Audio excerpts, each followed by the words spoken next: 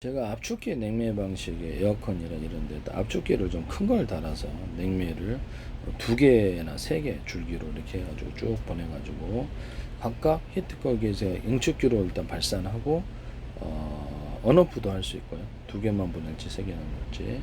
그래서 응축기로 가가지고 이게 발산하고 팽창밸브로 가고 그다음에 이렇게 이렇게 증발기로 가가지고 하는데 그 증발기가 하나 둘 셋 여러 개일 수도 있어요. 그래서 거기다가 표면력을 넓히기 하기 위해서 이런 식으로 동그랗게 만들거나 이런 식으로 이렇게 코일처럼 이렇게 감아준다는 거죠. 이 방식도 있을 수가 있다. 그래서 여러 개를 들어갈 수도 있다. 증발기가 이거 아니면 압축기 냉매 그 냉매가 오잖아요. 그럼 압축기에서 하는 것을 압축기 그다음에 응축기 팽창밸브 증발기 수순을 여러 개를 두는 이런 기술에 대해서 말씀을 드리거나 이 그 히트펌프 삼성이나 LG에 쓰시면 안 되겠습니다만은 저도 좀 이해가 안 갑니다. 바깥이 더 겨울에 추우면은 바깥에서 사시지 왜 바깥이 더 따뜻하면 바깥에서 사시지 왜 방 안에서 사시는가라는 생각이 조금 들어서 좀 이해가 안 가는 기술이긴 한데요. 나름 뭐 비법이 있는가 본데 하여튼 제 기술이 써서는 안 되겠다. 이거를 냉매에서 이렇게 증박에서 나오는 냉매를 가열을 그때는 온매가 될 수도 있어요. 그래서 히터 코일로 가열을 하면 뜨거워집니다. 그래서 그걸 압축기로 들어가서 가열을 하고 다시 한번 나올 때 또 가열을 해서 응축기로 해서 난방 장치로 사용한다라고 말씀을 드렸는데요. 하시면 제 기술이 되겠습니다.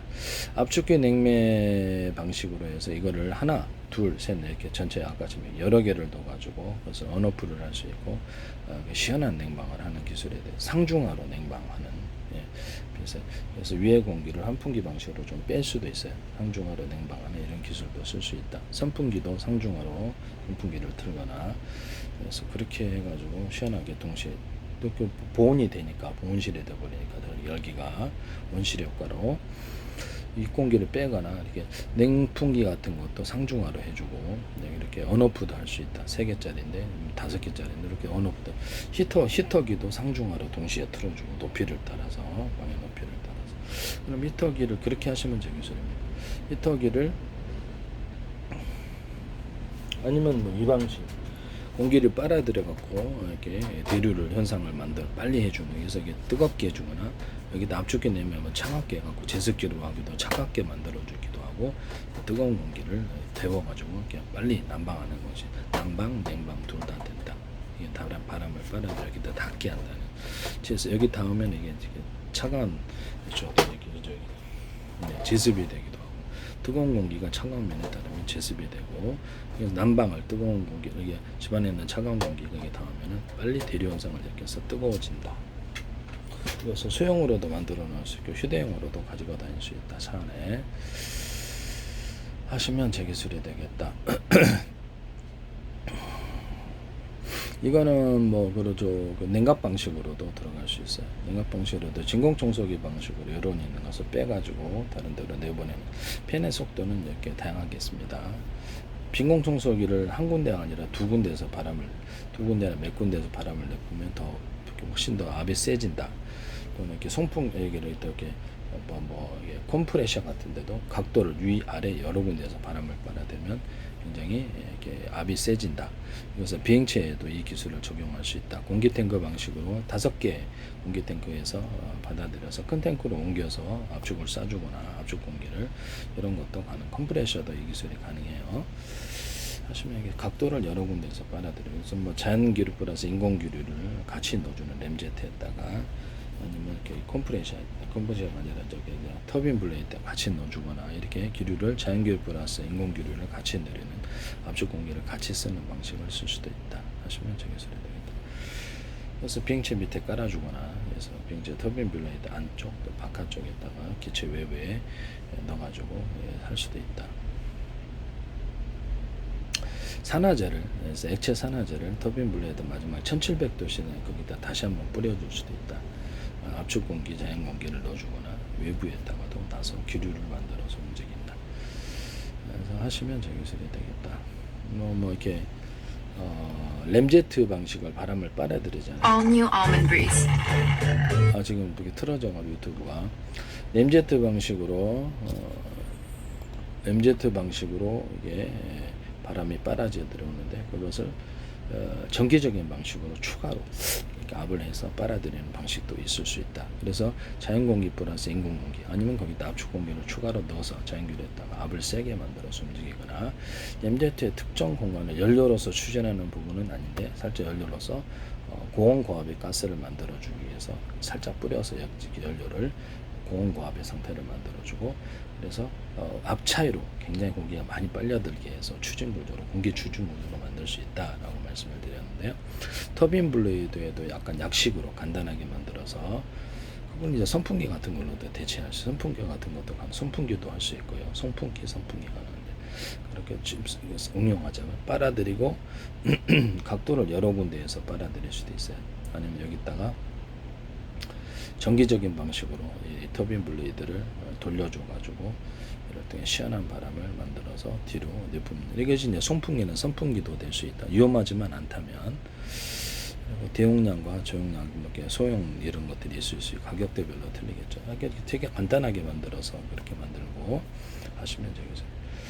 여기다가 터빈 블레이드에다 연료를 이렇게 어떤 깡통 방식으로 이렇게 캔 방식으로 하는데 연료를 연소기를 있는데 연소기를 두지 않고 바람을 빨아들였다 그러면 살짝만 이게 가열을 이렇게 연료를 뿌려 살짝만 가열하는 식으로 해서 압 차이를 만들어 갖고 뒤로 추진 구조로도 만들 수 있다. 이렇게 약식으로 간단하게 싸게 만들면 이것도 이렇게 연료를 크게 들지 않으면서도 멀리 항속거리를 늘릴 수 있는 기술이 되겠어요. 네. 이거는 이런 것으로 인해서 비행체 같은 데도 쓰고 배도 쓰고 어디다 쓸지도 다 쓸 수 있습니다. 피톤감 방식으로 이렇게 뒤를 빨아들여서 프로펠러 팬을 이용해서 하거나 낙하산 패러글라이딩에 쓸 수 있거든요. 그래서 KGGB 같은 데 딱 이 방식을 쓸 수 있는데 바람을 빨아들여서 프로펠러 팬을 이용해서 하거나 그냥 프로펠러 팬을 달아서 멀리 투사하거나 이렇게 KGGB 제이담도 그렇고 미사일 쪽은 다 현모포 대형 미사일 헬파이어 이렇게 비공 이런 소형 미사일들 이런 데다가도 고체 연료 키트를 작은 놈으로 여러 개를 만들어서 하는 기술에 대해서는 큰 거 하나 넣을 바에 작은 놈들을 키트 방식 20개, 10개 이렇게 들어 언어풀을 할 수 있고요. 그중에 자세 제어형 고체 연료가 키트가 있을 수 있거나 또는 액체 연료 키트, 고체 연료 키트를 같이 여러 개를 해서 언어풀에서 기존의 미사일에다 달아놓으면 초고속으로 움직일 수 있다. 일단 장갑을 추가로 가로 세로로 금속을 배치를 해갖고 장갑을 추가로 넣는 이런 기술도 들어갈 수도 있다. 가로 세로로 금속을 배치를 해서 이걸로 이렇게 비행체 금속, 배금속, 잠수함 같은데 그런데 저기 장갑차를 만들 수 있다. 상용차, 승용차나 화물트럭에다가 이것을 바퀴까지 장갑을 해서 장갑 촬영을 만든다. 그래서 기관총이나 아니면 기관포나 해서 이렇게 유탄 발사기를 탑재해서 미군에 타타타 쏘는 거 있잖아요. 네. 유탄 발사기를 탑재해서 하거나 공중 유탄 발사기를 비산용으로 이렇게 터지면 이렇게 비산하는 식으로 들어가서 이렇게 해서 그렇게 해가지고 자탄식으로 자탄식으로 들어가대요. 그래서 터져가지고 파편이 터지는 식으로 들어간다. 이렇게 말씀드려요. 이걸로 이렇게 드론 잡는다고 말씀드렸죠. 비행체 같은 데도 이렇게 제트 엔진이 있다. 안에 연석이 8개 있다 그러면 언어풀을 할 수 있고 연소실이. 그래서 그것은 배에서도 가능하고 차량에서도 가능하다. 언어풀을 할 수 있고 대짜리, 중짜리, 소짜리 연소기관이 있을 수 있다. 또는 여기다가 기존에 본 어떤 전투기 같은 데도 수송기 같은 데도 추력을 높이기 위해서 얘하고는 상관없이 연료도 틀릴 수도 있고 또는 연료가 같아도 키트 방식으로 이게 추가로 장착해서 하는 이런 버전도 있을 수 있다. 그래서 터빈 블레이드 제트 엔진 방식이다 그러면 터보 엔진이다 그러면 터빈 블레이드에 따르면 터보 엔진 제트 엔진이다 그러면 그래서 소형으로 우크라이나에서도 보면 드론에 탑재하잖아. 그러면 소형으로 20개를 큰 거 할 바야 20개를 넣어주거나 100개를 넣어주거나 이렇게 해서 큰 놈이 좀 추력을 기본적으로 탑재를 하고 한 개 꺼져도 나머지는 생존한다. 그래서 거기서 두 개는 오히려 낫지 않고 겉으로만 딱 하나처럼 만들어 놓으면 상관없지 않느냐라는 거죠. 이 방식이 좀 무식하게 보이긴 하지만 되게 효율적이고 그건 전투기 기술에서나 항공기 기술에서 획기적인 발전일 수 있는데 앞뒤 위 아래 좌우로 이렇게 이런 것들 소형 엔진들 소형 터빈 어떤 제트 엔진을 놔가지고 그것을 마음대로 확장을 할 수가 있기 때문에 공기 탱크 방식 공기를 빨아들이고 공기 탱크를 한 탱크에서 공기 탱크 3개에서 하나로 몰아줄 수도 있고 그렇게 해서 만든다. 구형식으로 만든다고 말씀을 드렸는데 구형식으로 그래서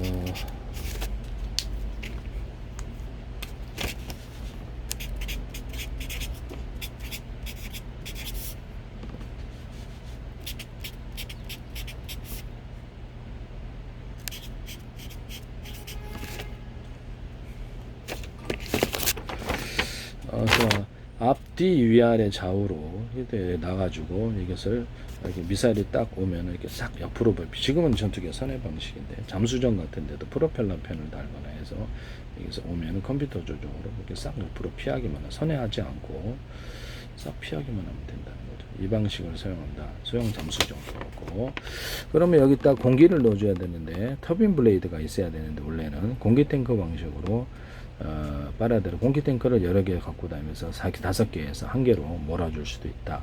움직이는 공기 탱크에서 사방에 공기 탱크를 많이 갖고 있다가 한 군데다 몰아준다는 거죠. 공기를 이 방식을 사용할 수도 있다. 그래서 큰 거 이렇게 제트 엔진이 들어갈 바야 작은 거 제트 엔진 뭐 20개, 40개 막 이렇게 막 배치돼 가지고 움직일 수 항공모함 같은 것도 움직일 수 있어요. 작은 걸로 숫자 떼기로 한다는 거죠. 첫째는 이거 대짜리, 중짜리, 소짜리라는 제트 엔진을 쓸 수도 있다라는 것을 말씀을 드립니다. 이 방식의 개념을 쓰시면 비행체가 무한 확장이 가능, 항공모함 같은 것도 띄울 수 있는 기술인데, 그래서 보면 여기서 사선으로 분사를 해서 비행체 무게를 들어올려주는 기술을 쓰게 해요. 잠수정 같은 프로펠러 같은 것도 이런 걸 돌려서 비행체에서는 압축 공기를 회전 방식으로 토네이도 방식으로 토네이도 일으키듯이 회전 방식으로 해가지고 이렇게 일으켜가지고 이렇게 추진 구조로 만들어주거나 비행체를 정지 상태에서 이렇게 토네이도를 이용해서 전기에 뜨는 이런 구조도 프로펠러 펜을 같이 동원할 수도 있어요. 공기를 빨아들여서 뒤로 이렇게 있다 그러면 위쪽으로 공기를 내보내면서 이쪽으로는 공기를 입구를 좁게 만들고 이쪽에서는 입구를 넓게 해서 회전 구조를 갖춰주면 굉장히 회전 압에서 빛체를 위로 들어올려주는 현상이에요. 이걸 거꾸로 하면 이렇게 추진 구조가 되겠죠. 토네이도는 서로 파행이 틀린 마이크로웨이브파를 이렇게 돌려가지고 회전 구조를 가열을 해주거나 압축 공기에서 공기를 갖다 데워가지고 추가로 넣어서 이런 가스레인지 물 데우면 바글바글 끓어오르잖아요. 그것처럼 인공적인 토네이도도 만들어낼 수 있어요. 과학 실험관 가시면 이렇게 토네이도 실험하는 게 나오는데요. 그래서 유튜브에도 볼 수 있습니다. 화면을.